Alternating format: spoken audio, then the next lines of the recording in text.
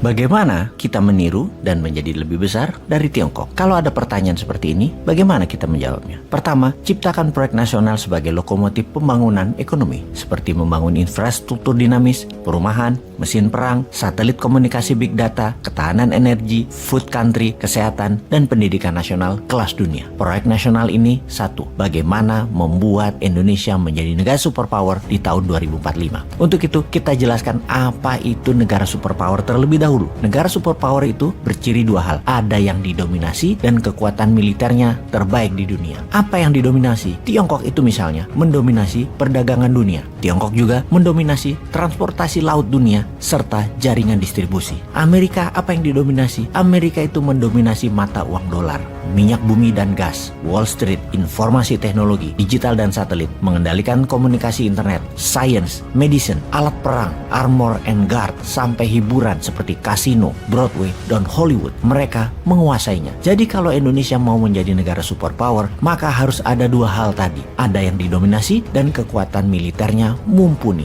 Militernya harus sampai punya Sixth Army atau angkatan ke-6, yaitu Space Army, pasukan Antartika. Pastikan seluruh produksi militernya buatan dalam negeri, dari satelit, kapal selam, 1 juta pesawat pengintai dan perang berbasis drone, senjata hulu ledak nuklir, dan magnetic laser beam harus punya semua. Teknologinya copy dulu, tiru dulu. Kemudian bagaimana memiliki dominasi ekonomi? Indonesia harus mendominasi bursa mineral, dari noble metal, precious group metal, metal tanah jarang, mulai dari tambang mineral sampai hilirisasi refiningnya. Finish produknya 99,99% pure metal. Lalu dibuat bursanya sebagai pengendali harga pasar, sebagai price makernya. Indonesia harus mendominasi dan menjadi food country terbesar di dunia, pengendali pangan dunia. Kemudian kendali atas air atau laut sebagai negara maritim terkuat dan terbesar di dunia, menjadi negara terkuat dan terbesar di selatan Katulistiwa, menjadi Atlantis baru dan Lemurian baru, menggabungkan kekuatan api dan kekuatan air. Pertama harus dipastikan Indonesia buatkan grand plan dan detail cost accountingnya. Berapa biaya, modal belanja untuk membuat semua itu terjadi 24 tahun dari sekarang hingga tahun 2045. Katakan angkanya muncul dari langit aja. Tiap tahun selama 24 tahun perlu 11.000 triliun rupiah. Maka printing money, print cetak uang saja. Sekedar mengingatkan, Tiongkok itu awal-awal tahun 80-an hingga tahun 90-an itu membangun masih asal-asalan, masih coba-coba dan berani. Toh uangnya ada ya. Sound familiar ya dengan kata-kata pokoknya uangnya ada gitu ya. Produk Tiongkok yang 3 kali pakai rusak itu biasa. Gedungnya disebut tofu building, dam air, jalanan, jembatan semua jelek mutunya. Dan Tiongkok di tahun 90-an itu adalah imitating country. Semua dikopi, semua ditiru, semua diduplikasi. Pemerintahnya cuek, pura-pura tidak tahu padahal mereka yang mempromosikan. Lalu tahun berjalan, yang tadinya meniru, tadinya imitating, menjadi mahir, atau dalam bahasa kita namanya ala bisa karena biasa. Mulailah kepercayaan negara lain yang tadinya anti malah kemudian bermitra dengan produsen Tiongkok untuk maklun membuat produk utama mereka. Ternyata dunia tunduk ketika tangan terampil dan kekuatan kerja bangsa Tiongkok dimanfaatkan untuk produksi hulu. Bahkan Amerika pun menggeser 40% manufakturnya ke Tiongkok, juga Eropa serta Korea Selatan. Itu setelah bertahun-tahun imitating dan meniru. Inilah yang kita harus lakukan. Inilah yang Indonesia harus lakukan. Printing money dan imitating, meniru,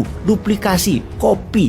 Dimana setelah imitating country, di tahun 2029 nanti Indonesia mulai harus menjadi innovation country. Sahabat semua, kembali ke awalnya. Pastikan industri mineral Nusantara adalah tulang punggung cetak uang. Karena kekuatan transaksi pada logam metal tadi bisa merupakan 3 kali nilai uang yang dicetak. Dunia butuh mineral. Sungguh, Spice and Mineral Road itu adalah jalur sutra baru. Kendali atas maritim, pangan, dan mineral adalah Indonesia baru, New Santara bersama New Mind.